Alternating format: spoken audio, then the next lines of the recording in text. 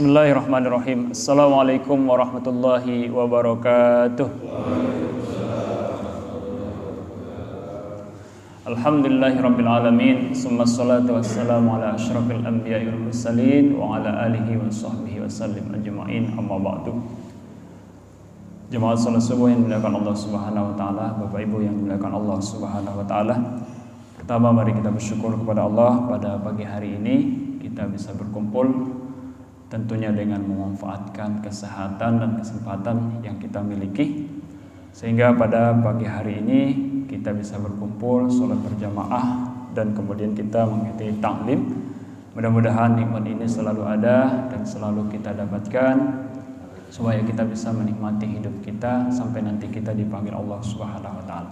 Kemudian salawat dan salam Allahumma sholli ala sayyidina Muhammad wa ala ali sayyidina Muhammad selalu kita curahkan, kita kirimkan ke beliau.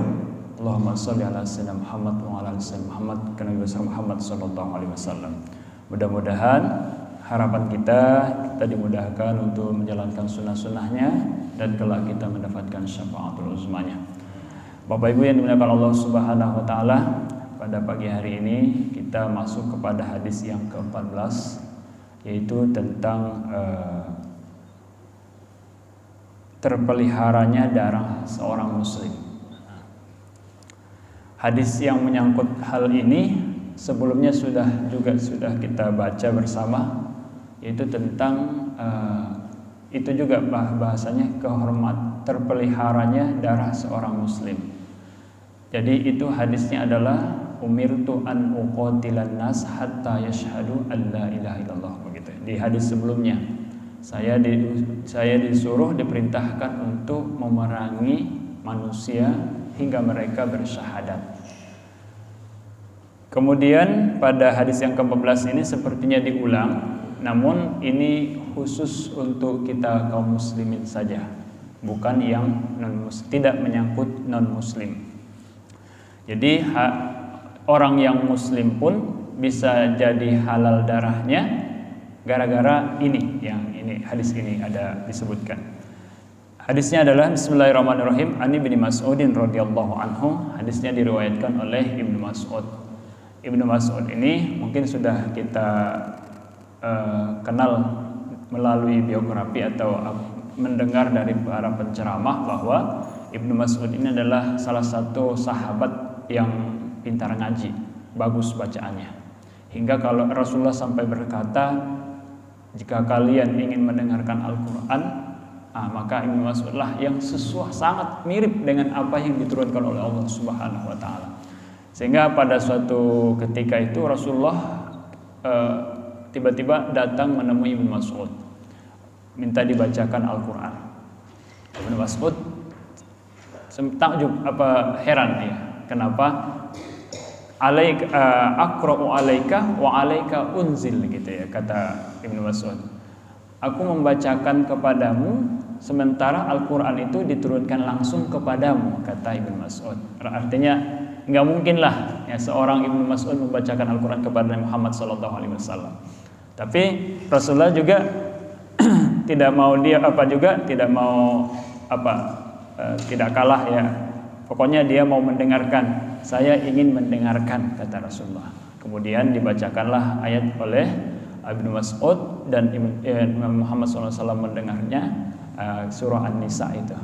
Sehingga sampailah suatu ayat yang tentang persaksian ya.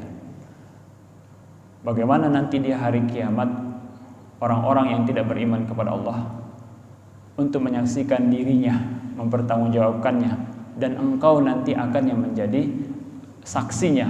Adalah begitu kira-kira bunyi dalam Al-Quran itu. Sampai di ayat tersebut Rasulullah menangis dan menyuruh Ibnu Mas'ud untuk berhenti. Yang bisa kita ambil dari sini adalah bahwa pertama, Rasulullah meskipun dia derajatnya lebih tinggi dari Ibnu Mas'ud, tapi juga dia mau mendengarkan Al-Quran dari orang yang derajatnya di bawahnya. Artinya kita belajar meskipun tua, tidak masalah kita belajar kepada yang muda. Umur boleh tua, tapi ilmu belum tentu sebahagian. Karena ilmu di seseorang itu belum tentu kita ketahui meskipun kita lebih tua. Nah, ini salah satu gambaran tentang ajaran Rasulullah untuk kita selalu menuntut ilmu walaupun itu lebih muda dari kita, ataupun lebih derajatnya atau statusnya lebih rendah dari kita. Nah, kemudian yang kedua, bahwa kisah pendek Ibnu Mas'ud ini tentang Rasulullah meminta bacaan ini kepada Ibnu Mas'ud, bahwa ini disunnahkannya mendengarkan Al-Quran. Maka ya kalau ada yang membaca Al-Quran, maka kita dengarkan. Idza quri'al Qur'an fastami'u lahu wa ansitu la'allakum turhamun. Apabila dibacakan Al-Quran, maka dengarkanlah dan diamlah, jangan berbicara, mudah-mudahan kita mendapatkan rahmatnya. Artinya mendengarkannya sunnah, bahkan kita mendapatkan rahmat juga.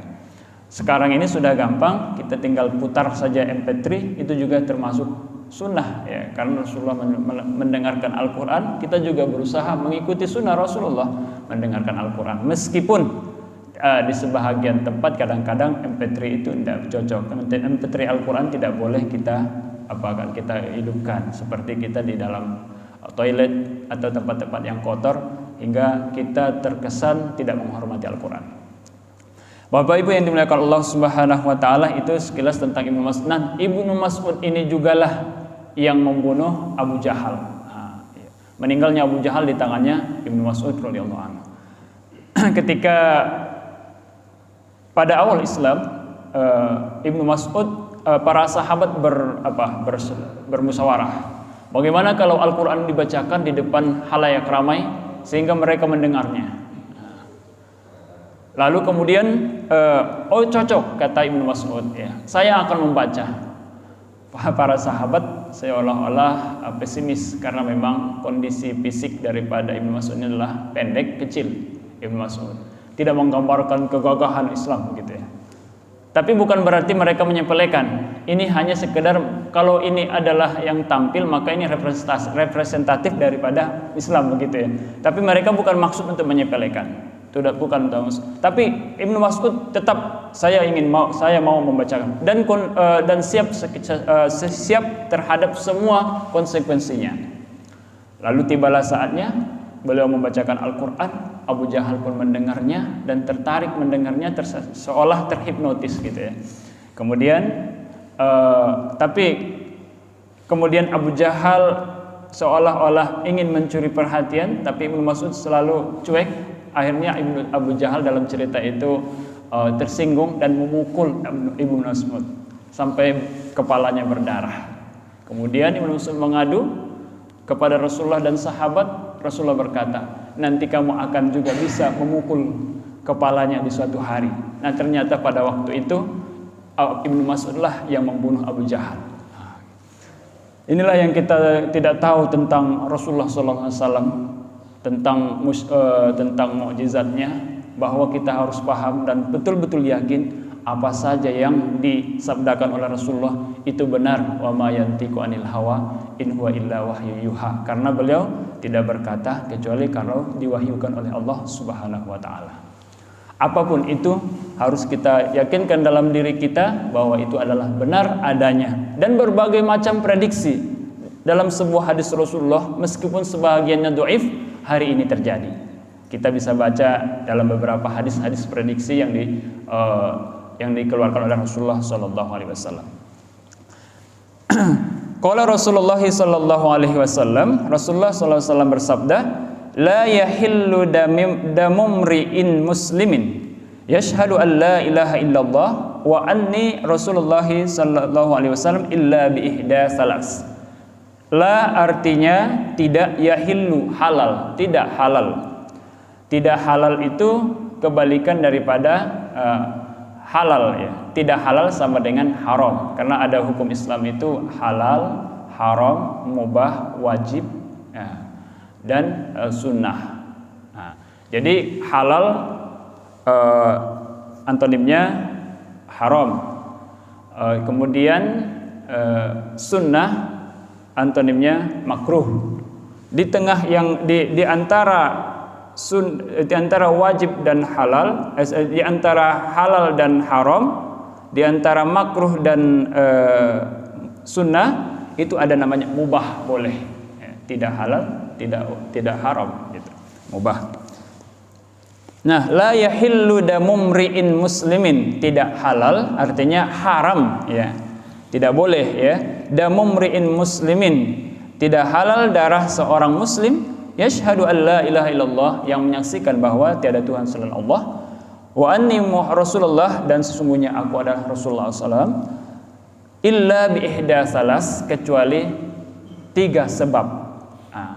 Ini makanya di awal tadi saya menyinggung bahwa hadis ini khusus untuk kaum muslimin, yang dimana kaum muslimin ini seperti khutbahnya Rasulullah pada haji wada ya, di Arafah, inna dima'akum dan seterusnya, bahwa sesungguhnya darah kalian, harta kalian adalah haram seperti haramnya bulan ini. Maksudnya apa? Tidak boleh diganggu, tidak boleh dibunuh, tidak boleh diganggu hartanya, haram hukumnya gitu ya.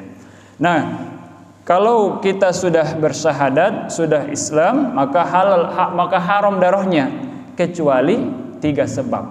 Yang pertama adalah as-saibuz zani, ya, orang yang sudah menikah yang berzina. Kemudian yang kedua, an-nafsu bin nafsi, orang yang membunuh. Kemudian watariku lidinihil mufariqu lil jamaah, meninggalkan agamanya dan memisahkan diri daripada jamaah. Meninggalkan agamanya dan memisahkan diri daripada jamaah. Ruwahul Bukhari wa Muslim, hadis ini diriwayatkan Imam Al-Bukhari dan Muslim. Artinya hadis ini bisa kita cari nanti dalam koleksi pustaka kita di rumah, bahwa di hadis Bukhari juga ada hadis ini, di hadis Muslim juga ada. Jika kita masih lebih penasaran lagi, maka nanti kita lihat di syarah penjelasan hadis Bukhari yang judul bukunya adalah Fathul Bari li Ibnu Hajar Al-Asqalani. Fathul Bari yang ditulis oleh Ibnu Hajar Al-Asqalani. Kemudian kalau kita ini juga penasaran hadis ini dijelaskan oleh Imam Muslim, maka kita, kalau tidak salah judulnya ini dikarang oleh Imam An-Nawawi, disarah oleh Imam An-Nawawi. Bapak Ibu yang dimuliakan Allah Subhanahu wa taala, tadi karena 3 sebab. Kalau kita kepada orang non muslim, sudah jelas ayatnya. Bukan berarti selain orang yang tidak bersyahadat kita halal darahnya, tidak. Tapi masih ada etika dan caranya. Karena memang Rasulullah SAW sendiri juga bertetangga dengan Yahudi, semua Yahudi ya. Kafir Quraisy ya, kafir Quraisy. Bani Qainuqa, Bani Nadir dan seterusnya. Itu tetangga Rasulullah SAW. Tapi tidak dibunuh oleh Rasulullah, bahkan disayangi, dihormati sebagai orang yang bertetangga. Nah, di dalam Al-Quran juga disebutkan bahwasanya Allah tidak melarang kita bermuamalah, bersosial dengan orang yang tidak seiman dengan kita, hingga mereka mengusir kita dan memerangi kita. Jadi artinya di komplek kita ini mungkin ada yang non muslim, ada yang Hindu, Buddha, Katolik, bukan serta-merta halal darahnya. Tapi ada juga aturannya dalam Al-Quran bahwasanya kita boleh bersosial dengan mereka, boleh boleh bermuamalah, berurusan, berbisnis dengan mereka, hingga mereka mengusir dan berusaha membunuh kita. Itu batasannya. Kalau mereka sudah mulai mengusir kita, maka bolehlah kita memerangi mereka. Tapi dalam kondisi aman seperti kita di Indonesia, alhamdulillah, maka tidak haram darah mereka meskipun mereka tidak bersyahadat. Dan dari sini juga lah, dari ayat yang tadilah juga makanya ada hukum kurban, daging kurban itu boleh dibagikan kepada yang non muslim. Karena memang selama mereka tidak memerangi, tidak mengganggu kita, maka kita bersosial sebagaimana semestinya. Kalau kita baca di hukum fikihnya banyak pendapat dan intinya boleh gitu. Cuma dalam ukurannya boleh kita kurangi ya gitu. Kalau misalkan kita masing-masing 2 kilo, ya bolehlah mereka 1,5 kilo jika tidak memungkinkan rata. Tapi kalau rata juga tidak masalah. Bapak Ibu yang dimuliakan Allah Subhanahu wa taala, itu dalam kalau konteks di luar non muslim ya. Artinya bukan berarti halal bukan berarti haram meskipun mereka tidak bersyahadat. Dalam hadis sebelumnya juga yang menyangkut tentang non muslim itu sebenarnya tidak. Dalam kalimatnya itu umirtu an uqatilan nas ya. Saya diperintah untuk memerangi manusia hatta yashhadu an la ilaha illallah, hingga mereka bersyahadat. Maksudnya kalimat uqatila itu kalau kita baca dalam bahasa Arab itu saling membunuh. Uqatil artinya sudah ada penyerangan. Kalau sudah ada penyerangan, barulah kita membunuh hingga mereka bersyahadat, baru walaupun saling serang menyerang, tapi ketika mereka belum terbunuh hingga kita menghunus pedang, mereka bersyahadat, harus kita tarik pedang. Ibarat kalau pelatuk pistol harus kita tutup lagi gitu. Sehingga hatta yashhadu bukan berarti siapa yang tidak bersyahadat akan dibunuh, tidak.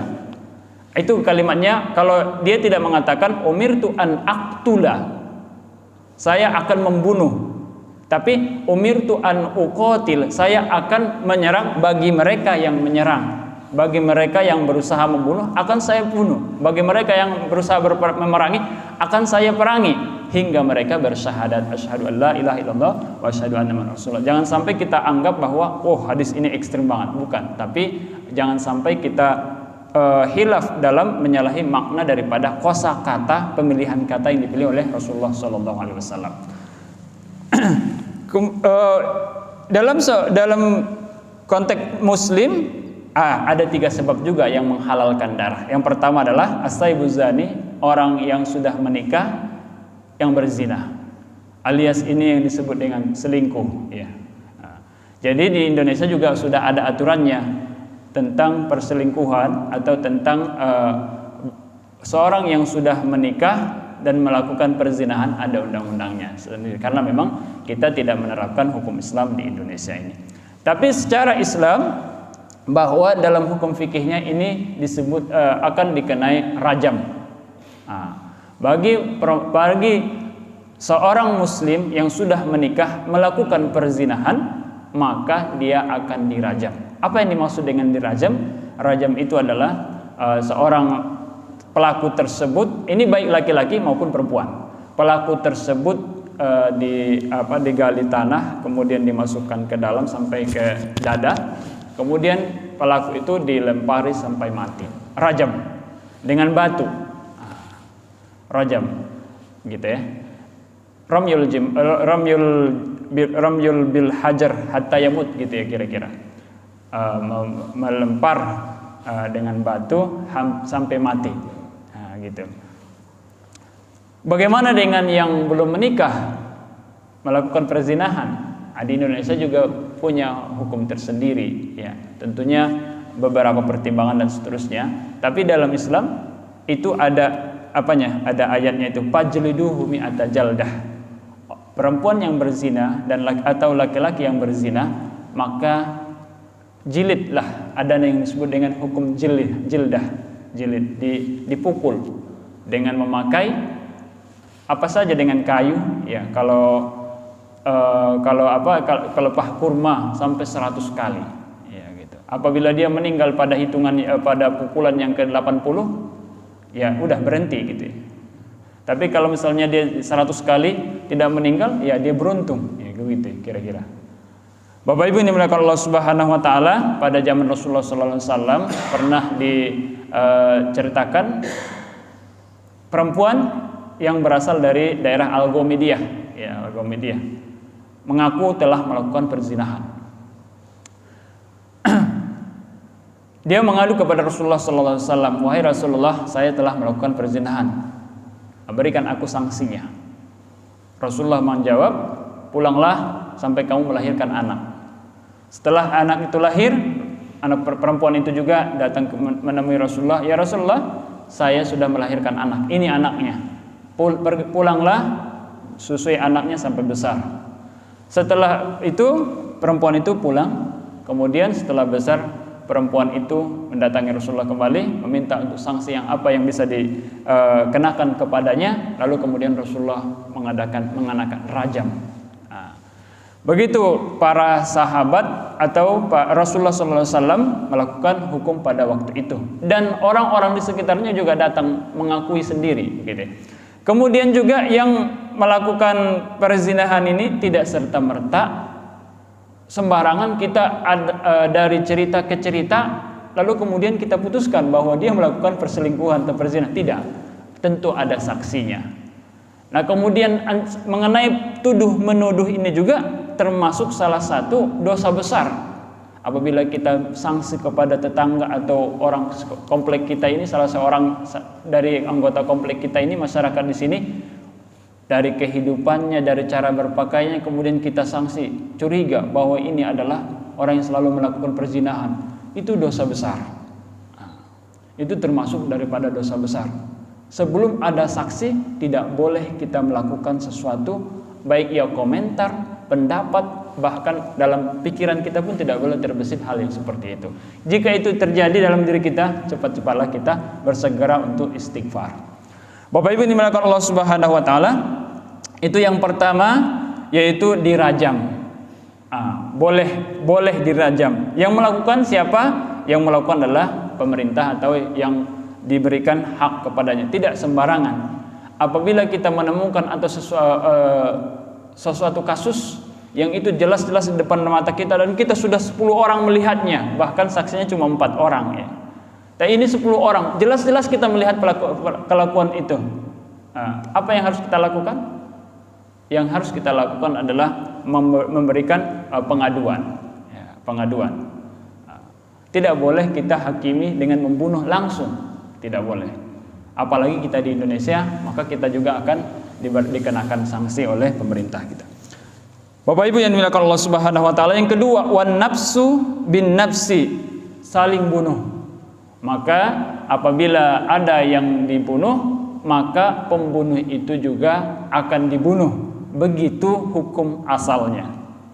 Tapi kalau kita melihat dalam pembagian jenis-jenis pembunuhan, ya, itu banyak ragamnya. Apalagi nanti kita baca dalam undang-undang kita. Tapi dalam fikih itu ada sekitar 4 atau 3 model-model pembunuhan. Yang pertama adalah qatlul amdi, pembunuhan secara sengaja, yang kita kenal dengan pembunuhan berencana. Yang disebut dengan pembunuhan berencana itu, sepemahaman saya, bahwa dari rumah dia udah asah goloknya, atau dia udah siapkan pistolnya, diisi pelurunya, kemudian dia temui orangnya, dia tembak. Itu berencana. Qatlul amdi, inilah yang dimaksud dengan an-nafsu bin nafsi. Orang tersebut sudah, kalau dia tembak mati, maka orang yang nembak tadi juga harus dikisos, istilah bahasanya dalam hukum fikih, hukum Islam, kisos. Kisos ini membalas sesuai dengan apa yang dilakukan oleh pelaku kepada si pelaku. Apabila dia membunuh, maka dia juga dibunuh. Tapi kriterianya tadi adalah qatlul amdi, pembunuhan berencana. Oke. Kemudian kalau dia misalnya hanya berusaha membunuh tapi tidak kena yang paling vital hingga tidak mati, tangannya terpotong, maka tangannya si pelaku akan dipotong. Itu yang disebut dengan kisos. Kalau kupingnya misalkan hilang, maka kuping si pelaku juga akan dihilangkan. Qatlul amdi, pembunuhan berencana. Kemudian ada yang disebut dengan qatlu syibhul amdi, menyerupai perencanaan. Mungkin tidak dari rumah, dia tidak berniat sama sekali. Begitu di jalan ada niatnya. Begitu kira-kira apanya?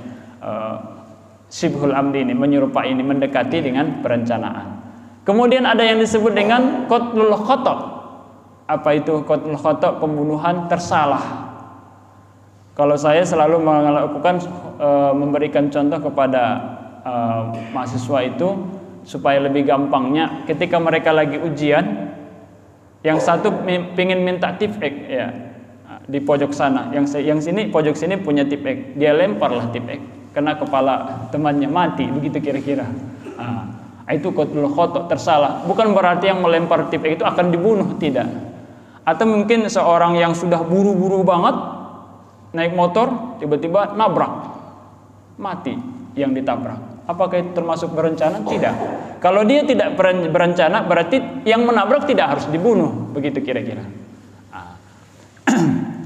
Itu sekilas tentang kalau yang pembunuhan ini itu disebut dengan hukumnya berlaku kisos. Walakum fil qisasi hayatu ya ulil alam. Ya ayyuhalladzina amanu kutiba alaikumul qisas. Sebagai orang yang beriman wajib melaksanakan kisos. Kita juga sebagai orang yang misalkan melihat, kita mempunyai kewajiban untuk memberikan kesaksian apabila diminta. Bapak Ibu yang dimuliakan Allah Subhanahu wa taala, karena memang membunuh itu sangat fatal akibatnya. Dalam Al-Quran, membunuh seorang muslim sama dengan membunuh semua manusia. Begitu kira-kira harga diri seorang muslim itu. Kemudian wattariku lidinihi al-mufariku lil jamaah. Tadi yang saling membunuh ya. Yang saling membunuh, yang membunuh maka dia yang dibunuh, pembunuh akan dibunuh gitu ya. Dihilangkan nyawanya. Kemudian watariku lidinihil mufariku lil jamaah, sebab yang ketiga agar darah seorang muslim itu jadi halal, yaitu orang yang meninggalkan agamanya, dia murtad. Orang murtad. Tapi dengan catatan juga tadi, orang yang murtad juga melakukan penyerangan. Kembali kepada bunyi ayat Al-Quran tadi, kita tidak dilarang untuk bergaul dengan orang yang tidak seiman dengan kita selama mereka tidak mengusir dan mengusik kita, memerangi kita. Tidak serta-merta begitu ada orang yang murtad langsung kita bunuh, tidak. Bukan begitu pemahamannya. Kemudian al-mufariqu lil jamaah, yang bermisahkan diri daripada jamaah, ini disebutkan oleh ulama itu seperti pemberontak. Penghasut, pembuat berita-berita hoax ya. Pengkhianat dan seterusnya, sehingga membuat suatu kegaduhan, sehingga maka ini disebut dengan al-mufariqu lil jamaah. Padahal yang dia sebut itu tidak benar. Tapi kalau dia berani dengan fakta-faktanya, dengan segala macamnya, boleh saja itu kita pertimbangkan. Tapi kalau ini membuat semua manusia jadi tidak nyaman, sampai ada yang menderita dan seterusnya, maka oleh karena itu yang akan digolongkan kepada, meskipun dia muslim tapi halal darahnya, begitu ya. Bapak Ibu yang dimuliakan Allah Subhanahu wa taala, itulah sekilas daripada penjelasan hadis hurmatu damil muslim, terpeliharanya darah seorang muslim. Terpeliharanya darah seorang muslim apabila dia bersyahadat asyhadu an la ilaha illallah wa asyhadu anna muhammadar rasulullah. Kisah yang selalu saya sebut dalam setiap pengajian tentang syahadat ini, pernah suatu ketika sahabat berduel ya dengan orang kafir, sehingga pada suatu ujungnya sahabat ini menghunus pedang di leher seorang kafir ini, dan orang kafir ini mengatakan asyhadu an la ilaha illallah. Namun karena sahabat ini merasa orang kafir ini tidak benar-benar mengatakan asyhadu an la ilaha illallah, lalu kemudian dia lanjutkan, mati orang kafir itu.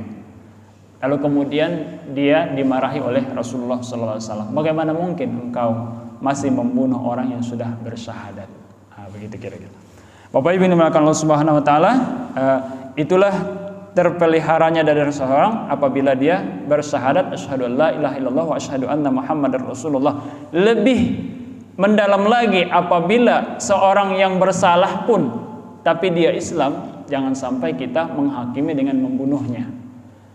Orang maling motor berapa kali sukses, tidak boleh kita malingi, kita tidak boleh kita bunuh ya, karena memang dia orang yang bersyahadat asyhadu an la ilaha illallah wa asyhadu anna muhammadar rasulullah. Dan untuk di Indonesia kita punya hukum tersendiri, dan kita sebagai muslim harus taat kepada ulil amri, kepada pemerintah.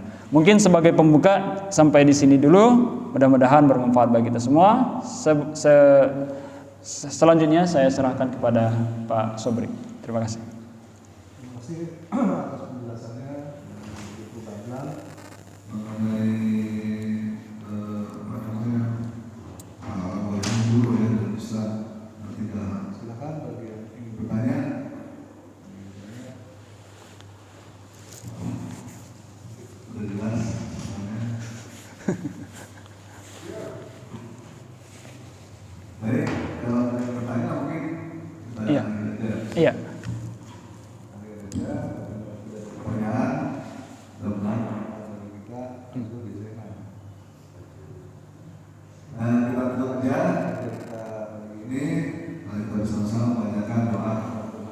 Subhanakallahumma wa bihamdika asyhadu an la ilaha illa anta astaghfiruka.